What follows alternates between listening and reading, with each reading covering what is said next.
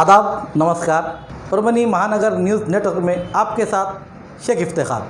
विधायक राव साहब अंतापुरकर इनका निधन। देगलूर बिलोली चुनाव क्षेत्र के विधायक राव साहब जयंतराव अंतापुरकर उम्र 63 साल आज 9 अप्रैल 2021 शुक्रवार के रोज मुंबई स्थित इलाज के दरमियान निधन हुआ है। उन्हें 25 दिनों से पहले ही कोरोना के चपेट में लिया गया था। उस समय जनता को कोरोना से सुरक्षित रहने का ऐसा आह्वान भी उन्होंने उस समय किया था। दीन दुबलों की मदद में हमेशा हाजिर रहने वाले, खेती बांध पर, गांव तांडों पर जाकर उन लोगों की समस्याओं को समझकर लेते हुए उन समस्याओं को सुलझाने की कोशिश किया करते थे। एक अच्छे दिल का विधायक अपनों में से दूर हो जाने की भावना नागरिक करते हुए दिखाई दे रहे हैं। विधायक अंतापुरकर, इनके पश्चात पत्नी, 2 लड़कियां, 1 लड़का, दामाद, नवासे, ऐसा बड़ा परिवार है। Subscribe now and press the bell icon. Never miss an update. के 2 सदस्यीय पथक का निरीक्षण दौरा शुरू। कोरोना की बढ़ती महामारी को देखते हुए उपाय योजना के लिए जायजा केंद्रीय पथक ने लेना जारी किया है। जिला सरकारी अस्पताल के साथ साथ शहर के कोविड सेंटर और वैक्सीनेशन सेंटर को भी पथक ने मुलाकात की। तारीख 8 अप्रैल 2021 गुरुवार के रोज केंद्र के 2 सदस्यीय पथक दाखिल हुआ। इस पथक में पौंडीचेरी के असिस्टेंट प्रोफेसर डॉक्टर दिनेश बाबू और नागपुर के associate professor Shrimati doctor Ranjan Solanki ये शामिल है। आज 9 अप्रैल शुक्रवार के रोज पथक ने जिला सरकारी अस्पताल के कोविड सेंटर से के अलावा वैक्सीनेशन सेंटर को मुलाकात दी। इस समय साथ में जिलाधिकारी दीपक मुगड़ीकर, जिला परिषद सीईओ शिवानंद टाकसाळे, उप जिलाधिकारी डॉक्टर संजय कुंडटकर, मंगेश सूर्यवंशी, सुचिता पाटेकर, जिला surgeon Balasaheb Nagargoje, additional surgeon doctor Prakash Dake, doctor Kishor Suryavanshi, medical officer और अन्य अधिकारी मौजूद थे। इस समय मरीजों को दिए जाने वाली सुख सुविधाओं की इलाज इस बारे में जानकारी ली गई। इस समय शहर के कल्याण मंडपम, ITI, दरगाह रोड स्थित अन्य जगहों पर मुलाकात देते हुए अब ये ग्रामीण इलाके के बीच सेंटरों को मुलाकात देंगे, ऐसी जानकारी दी गई है। शहर के सिटी स्कैन सेंटर चलाने वाले की ओर से कोरोना पॉजिटिव मरीज के सिटी स्कैन कराने के लिए शासन से ठहराए हुए रकम से ज्यादा रकम लेने की तकरार प्राप्त होने की पर फोरवाल डायग्नोस्टिक सिटी स्कैन सेंटर पर कार्रवाई करने के आदेश जिला आपूर्ति यानी पुरवठा अधिकारी मंजूषा मुथा इन्होंने जिला सर्जन बाळासाहेब नागरगोजे इन्हें दिया गया है। एक सिटी स्कैन के लिए 5,000 रुपये लिए जाने की तकरार की गई है। कोरोना बाधितों की संख्या बड़े पैमाने पर बढ़ रही है। सिटी स्कैन सेंटरों पर भीड़ बढ़ रही है। इसका गलत फायदा उठाते हुए सिटी स्कैन चलाने वाले उठा रहे हैं। गवाने रोड स्थित डॉक्टर पोरवाल इनके डायग्नोस्टिक सेंटर पर जिंतूर स्थित एक मरीज सिटी स्कैन कराने के लिए 5,000 रुपये लिए जाने की तकरार की गई है, जबकि शासन ठहराए हुए दाम से दुगनी रकम होने की तकरार ग्राहक संरक्षण परिषद के सदस्य प्रदीप कोकड़वार इन्होंने जिला अधिकारी दीपक मुगड़ीकर इनके पास की थी। उसी के बिना पर जिला आपूर्ति यानी पुरवठा अधिकारी मंजूषा मुथा इन्होंने जिला सर्जन डॉक्टर बाळासाहेब नागरगोजे इन्हें सिटी स्कैन सेंटर पर 2 दिन में कार्रवाई करते हुए अहवाल पेश करने का आदेश दिया है। डायग्नोस्टिक सिटी स्कैन सेंटर के पोरवाल इन्होंने क्या कहा है, आइए जानते हैं। बघा, आम्हाला गव्हर्नमेंटकडून 29/3/2021 लेटर आलेलं आहे कलेक्टर साहेबांचं की त्यांनी ज्या पद्धतीने रेट घ्यायला सांगितलेले आम्ही तसं शपथपत्र 29/3 दाखल केलेलं आहे परभणी येथील सगळ्यांनी मिळून, आणि इथून पुढे जे पण आहेत आम्ही त्या हिशोबाने रेट घेणार आहोत गव्हर्नमेंटच्या। ज्यावेळेस आम्हाला त्यांनी नोटीस दिलेलं आहे तिथून पुढे आम्ही जे शपथपत्र दिले त्यांनी आम्ही त्यात स्पष्ट उल्लेख केलेला आहे की जे गव्हर्नमेंटचे रेट असतील त्याप्रमाणे आम्ही घेणार। सर, आपल्यावर जे आरोप जे करण्यात आला याबद्दल काय सांगा? याबाबत आता हे तर मी तुम्हाला क्लिअर कट सांगितलेलं आहे बघा की आम्हाला ज्यावेळेसपासून नोटीस दिली आहे गव्हर्नमेंटनी त्यावेळेसपासून आम्ही जे ठरवलेलं आहे ते रेट ते आम्ही घेणार।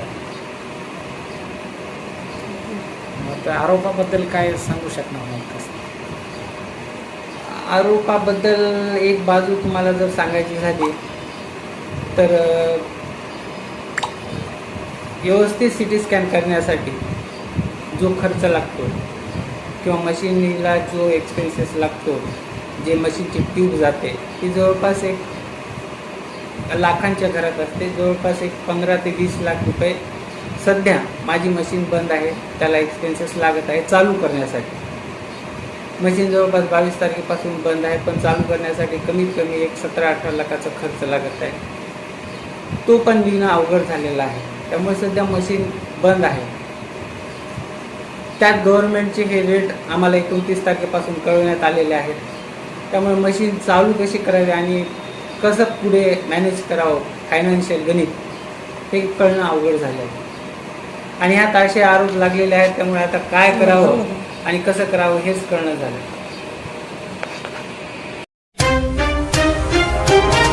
जिले के गंगाखेड़ तहसील में मौजे गौड़गांव शिवार में से गोदावरी नदी पर से गैर कानूनी तौर पर निकालने वाले रेती माफियाओं को एलसीबी के दस्ते ने धर दबोचा। 8 अप्रैल 2021 गुरुवार के रोज शाम के दरमियान किए हुए कार्रवाई में एक पोकलैंड, एक जेसीबी, 4 ट्रैक्टर ट्रॉलियों के साथ 15 बरास रेती इस तरीके का जखीरा जब्त किया गया है। एसपी जयंत मीना और एडिशनल एसपी मोमका सुदर्शन इनके मार्गदर्शन पर एलसीबी दस्ते के API Venkatesh Alewar, PSI Sainath Puyad, PSI Santosh Sirsewar, police कर्मी हनुमंत जकेवाड़, बाला साहब तुपसमुद्रे, मधुकर चट्टे, चौहान, हरीश खुफसे, शेख अजहर, सैयद मोबिन, सानप और मुरकुटे ये गंगाखेड़ इलाके में पेट्रोलिंग करते समय मौजे गौड़गांव शिवार के नदी में से कुछ व्यक्ति गैर कानूनी तौर पर रेती निकाल रहे हैं। ऐसी जानकारी मिलने पर पतक वहां पहुंचा। उस समय संतोष केशव जादव रहने वाले गौड़गांव इनके शिवार के समीप रहे गोदावरी नदी में से जेसीबी मशीन पोकलैंड द्वारा रेती निकाली जा रही थी। यहाँ 4 ट्रैक्टर रेती से भरे जा रहे थे। एलसीबी दस्ते ने कृष्णा उत्तम शिंदे रहने वाले इसात, एलसीबी ड्राइवर राम प्रवेश यादव रहने वाला झारखंड इस पोकलैंड ड्राइवर को हिरासत में लिया। उसी तरह श्याम केशव जादव इसको भी हिरासत में लिया गया है। इन तीनों के पास से रेती ले जाने का लाइसेंस नहीं होने के बावजूद अन्य व्यक्तियों को भी वहाँ से पकड़ने में फरार होने में कामयाब हुए है। वो इस दस्ते ने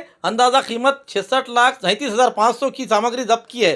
सोनपेट पुलिस थाने में सैयद मोबिन, सैयद रहीम इनके तकरार पर अपराध दाखिल किया गया है। नेशनल मंडप lighting decorator sound association Parbhani की ओर से विविध समस्याओं को छुटकारा दिलाते हुए जिला प्रशासन से मंडप लाइट और अन्य कामों के लिए मंडप के ही लाइसेंस धारकों से काम दिया जाए और उनसे ही काम लिया जाए, ऐसा मांग का निवेदन परभनी जिला अधिकारी को दिया गया है। इस निवेदन देते समय एसोसिएशन के अध्यक्ष सैयद गफ्फार, उपाध्यक्ष गोविंद अग्रवाल, प्रशांत नामदेव गुंड, आनंद मकरम, शेख इब्राहिम, सैयद वाजेद, शेख इरफान, शेख नूर अन्य मौजूद थे।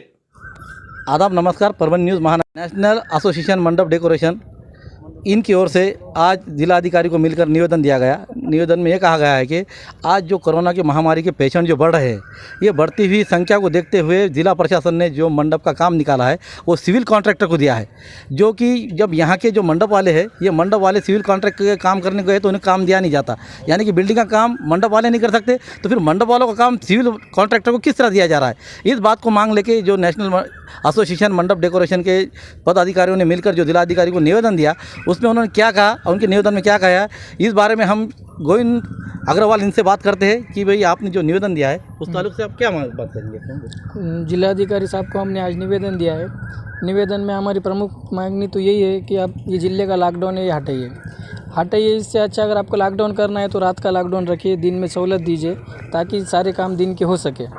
और जो भी कोविड-19 में काम निकल रहे, ब्रैकेटिंग के, मंडप के, बेड के, आइसोलेशन बेड के, ये काम सारे मंडप वालों को दिए जाए। और मंडप वालों को इस तरह से दिए जाए कि जैसे शिवाजी नगर का काम चल रहा है तो शिवाजी नगर वाले को दिया जाए, जूना पेड़गा रोड का काम चल रहा है तो जूना पेड़गा रोड के मंडप वाले को दिया जाए, ताकि हर मंडप वाला उसकी रोजी रोटी खा सके। और जहाँ पर भी मंडप का काम निकल रहा है तो इसका टेंडर सिस्टम से अच्छा कि हमारा यूनियन है, हमारे यूनियन को सामने बुलाना चाहिए। हमारे यूनियन को बुला के सामने बोलना चाहिए कि आप कौन से एरिया में इतना काम करना है, तो हम हमारे हिसाब से वो एरिया वाइज हमारे मंडप वालों को काम डिवाइड कर सकते हैं। इस बारे में हमने मुंगलीकर साहब से बात करी, साहब ने हमको इस बार अच्छे से बात की। साहब ने बोले कि आपका एस्टीमेट क्या है तो लेकर आइए, और वो हिसाब से सब एरिया के काम हम आपके एरिया के हिसाब से देंगे। इसी बात हमारे पास जो तो जुड़े हुए जो जीएसटी भी यहाँ पर कई मंडप वाले भरते हैं, उसी मंडप भरने वाले जीएसटी के माले में जो तो सैयद गफ़ार ये बात बताएंगे कि भाई जीएसटी जब भरा जा रहा है तो फिर मंडप वालों को काम नहीं देते हुए सिविल कॉन्ट्रैक्ट क्यों काम दिया जा रहा है। ये मंडप का जो काम है इनका ये टेंडर निकालने के बजाय इन्हों क्या कर रहे हैं, ऑफिशियल वर्क में ऑफिस में ही मिलजुल के काम निकाल के ऑफिस वालों को मैनेज करके वो काम एक दूसरे को वहीं सेटल करे। बाहर का काम का कोई जान दे रहे नहीं, जहाँ का वहीं चलन दे रहे। ये ऐसा ही है, एक गुत्तेदार को 3-3, 4-4 साल से काम वैसे ही दिया जा रहा है। ऐसे ही यहाँ पे काम चल रहे हैं और इसीलिए मंडप वाले जहाँ की वहाँ बैठे वाले वहीं रहे। बोला इसमें इस मामले को लेकर जो पेचोदो में है, जो मंडप के लोग हैं, ये कारोबारी इनके कारोबार बंद होने के बाद इनके घर से जो लाइट बिल है, नल का जो बिल है और उसी तरह घर पट्टी है, इस बात को भी लेकर ये लोग ये मांग रख रहे हैं कि भाई इसको माफ़ किया जाए। और यानी माफ़ करने के बजाय उसमें क्या किस तरह रखना चाहिए, ये आप उसमें जैसा आपने जो कलेक्टर साहब को जो निवेदन दिया उसमें क्या कहा आपने।